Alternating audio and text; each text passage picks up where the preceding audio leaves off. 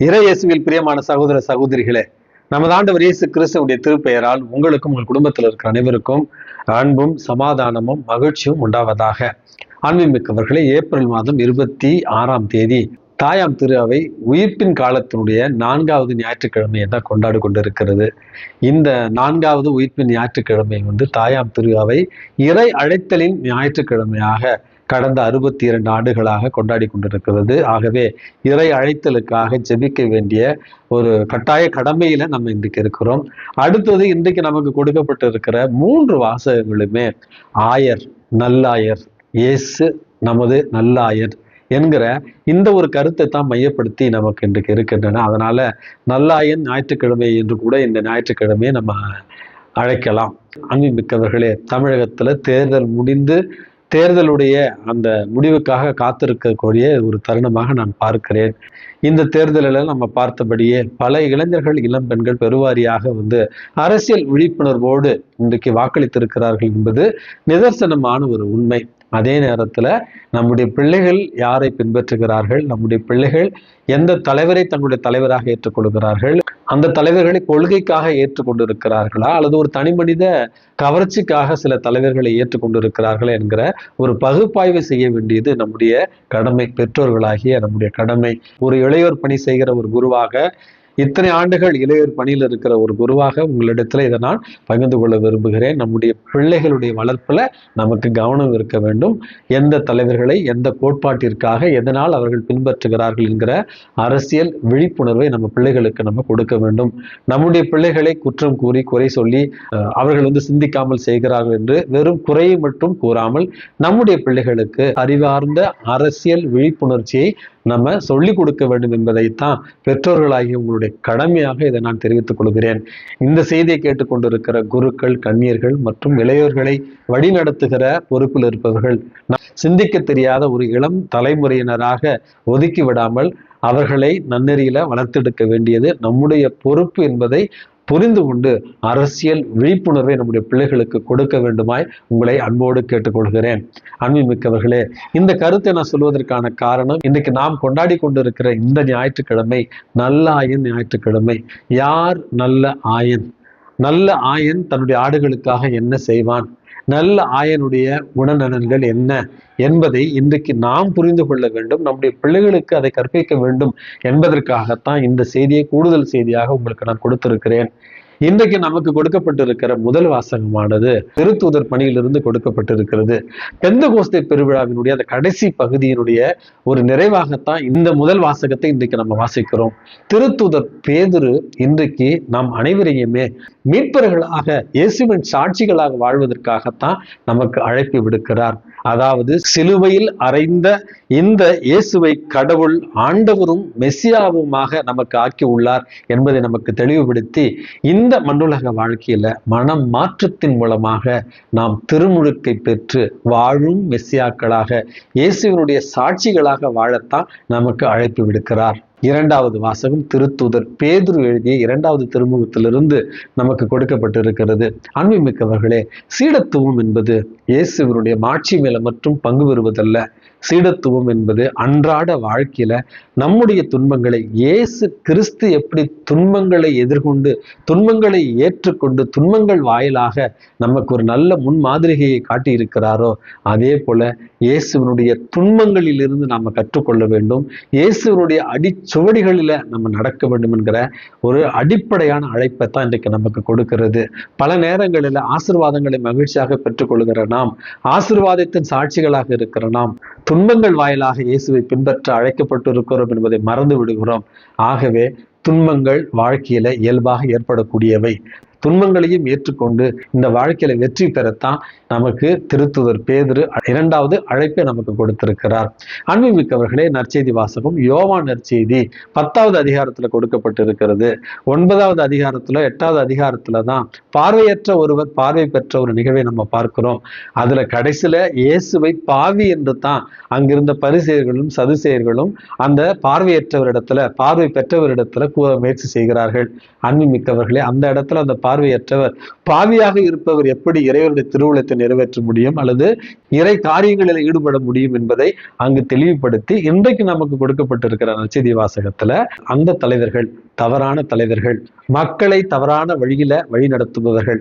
அப்படி என்றால் உண்மையான தலைவன் யார் என்கிற கேள்விக்குத்தான் 10வது அதிகாரத்துல இன்றைக்கு நமக்கு விடை கொடுக்கப்பட்டிருக்கிறது. இதுல ஆயன் வாயில் ஆடுகள் என்கிற இந்த ஒரு உவமை தான் கொடுக்கப்பட்டிருக்கிறது.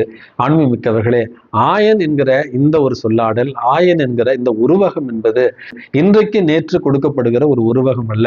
பழைய ஏற்பாட்டின் தொடக்க காலத்திலிருந்தே கொடுக்கப்பட்டிருக்கிறது இந்த ஆயன் என்கிற இந்த உருவகம், இந்த ஒரு சொல்லாடல் என்பது. மோசேவனுடைய வாழ்க்கையில் நடந்ததாக ஒரு நிகழ்ச்சி சொல்வார்கள்.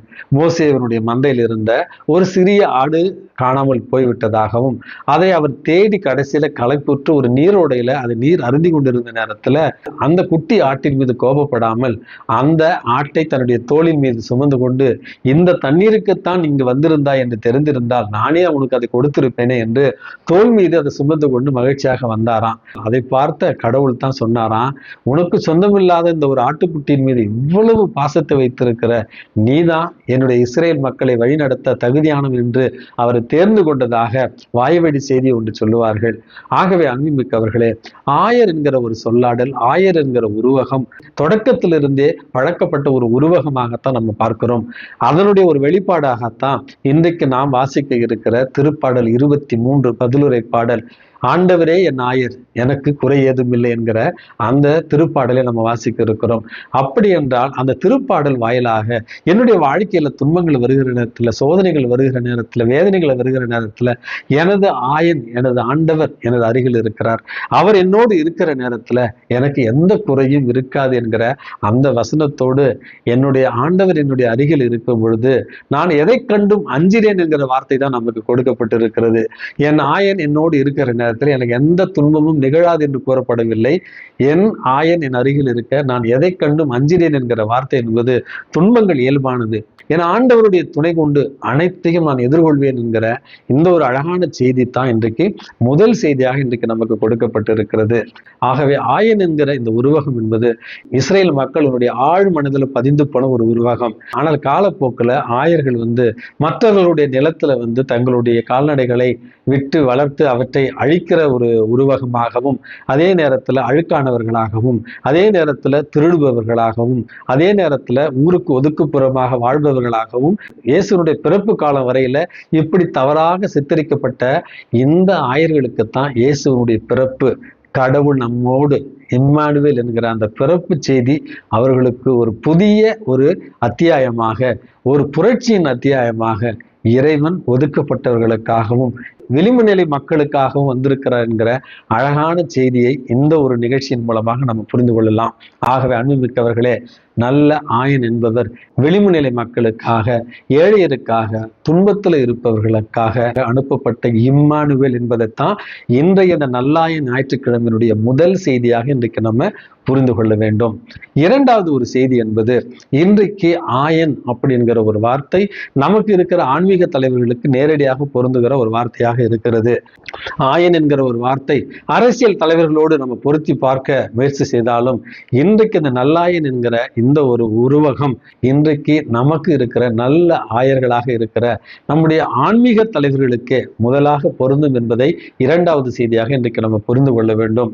இறை அழைத்தலை ஞாயிற்றுக்கிழமை என்று நான் தொடக்கத்திலே சொன்னேன். இன்றைக்கு கத்தோலிக்க திரு அவைக்கு நல்ல ஆயர்களாக இருப்பதற்காக திரு அவை இன்றைக்கு இறை அழைத்தலின் ஞாயிற்றுக்கிழமையாக இன்றைக்கு அறிவித்திருக்கிறது. இந்த செய்தியை கேட்டுக்கொண்டிருக்கிற அன்பு உறவுகளே, உங்கள் குடும்பத்தில் இருக்கிற பிள்ளைகளில யாரையாவது ஒருவரை ஆண்டவருக்கு உன்னதமான உத்தமமான ஒரு பலியாக இன்றைக்கு இறை அழைத்தலுக்கு அனுப்பி வைக்கவும் திருச்சபையில இயேசு இன்றைக்கு அவருடைய பணியை செய்வதற்காக இருகரம் விரித்து நம்மை இன்றைக்கு இறை அழைத்தலுக்காக அழைக்கின்றார். ஆகவே இறை அழைத்தலை நம்முடைய குடும்பங்களில் ஊக்குவிக்கவும் நம்முடைய பிள்ளைகளை இறை அழைத்தல் முகாம்களுக்கு அனுப்பவும் உங்களை அன்போடு கேட்டுக்கொள்கிறேன். இதுதான் இன்றைய ஞாயிற்றுக்கிழமை நமக்கு சொல்லித் தருகிற அழகான இரண்டாவது ஒரு பாடம். இன்றைய நற்செய்தி வாசகத்தினுடைய மைய கருத்தாக 10வது அதிகாரம் 3-4 திருவசனங்களில், அவர் தம்முடைய சொந்த ஆடுகளை பெயர் சொல்லி கூப்பிட்டு வெளியே கூட்டிச் செல்வார். தம்முடைய சொந்த ஆடுகள் அனைத்தையும் வெளியே ஓட்டி வந்த பின் அவர் அவற்றுக்கு முன் செல்வார். ஆடுகளும் அவரை பின்தொடரும். ஏனெனில் அவரது குரல் அவற்றுக்கு தெரியும் என்கிற வார்த்தைகளைத்தான் இன்றைக்கு மைய செய்தியாக உங்களோடு பகிர்ந்து கொள்ள விரும்புகிறேன். இயந்திர மனிதர்களாகவும் ஏஐ நுண்ணறிவு மனிதர்களாகவும் வளர்ந்து கொண்டிருக்கிற இந்த ஒரு காலகட்டத்தில் இறைவன் நமக்கு கொடுக்கிற அழைப்பு, அதுவும் குறிப்பாக இன்றைக்கு பொறுப்பில் இருக்கிற ஆன்மீக தலைவர்களுக்கு கொடுக்கப்பட்டிருக்கிற பொறுப்பு என்பது நம்முடைய மந்தையை நாம் அறிந்திருக்க வேண்டும். நம்முடைய மந்தைக்கு, நம்முடைய பொறுப்பில் ஒப்படைக்கப்பட்டிருக்கிற மக்களுக்கு நம்முடைய புனிதத்தாலும் தனிமனித ஒழுக்கத்தாலும் இன்றைக்கு அவர்களை வழிநடத்த வேண்டும் என்பதையே இன்றைய மைய கருத்தாக இன்றைக்கு தாயாம் திருவாவை நமக்கு கொடுக்க விரும்புகிறது. அன்பின் மிக்கவர்களே, இன்றைக்கு எவ்வளவுதான் பிரபலமாக நம்ம இறை வார்த்தையை பகிர்ந்து கொண்டாலும், எவ்வளவு ஒரு பிரபலமான ஒரு பிரசங்கியாக இருந்தாலும், தனி மனித புனிதம், தனி மனித ஒழுக்கம் இவையே இன்றைக்கு நம்முடைய மந்தைக்கு தேவைப்படுகிற நல்ல ஆயனுக்குரிய குணாதிசயம் என்பதை புரிந்து கொண்டு இயேசு கிறிஸ்து ஒரு நல்ல ஆயராக நமக்கு இருக்கிறார். நமக்காக அவர் தன்னுடைய இன்னுயிரை கொடுத்திருக்கிறார். நம்மை தன்னுடைய திருத்துய இரத்தத்தால் அவர் மீட்டு இருக்கிறார். அதே ஆண்டவராகிய இயேசு கிறிஸ்துவை நம்முடைய வாழ்க்கையினுடைய மாதிரியாக எடுத்துக்கொண்டு இயேசுவின் சாட்சிகளாய் இந்த உலகத்துல நல்ல ஆயர்களாய் வாழ்ந்திட இறைவன் உங்களையும் என்னையும் தூண்டுவாராக. எல்லாம் அல்ல இறைவன் தந்தை, மகன், தூய ஆவி உங்களையும் உங்கள் குடும்பத்தில் இருக்கிற அனைவரையும் நிறைவாக ஆசிர்வதித்து பாதுகாத்து வழி நடத்துவாராக. ஆமேன்.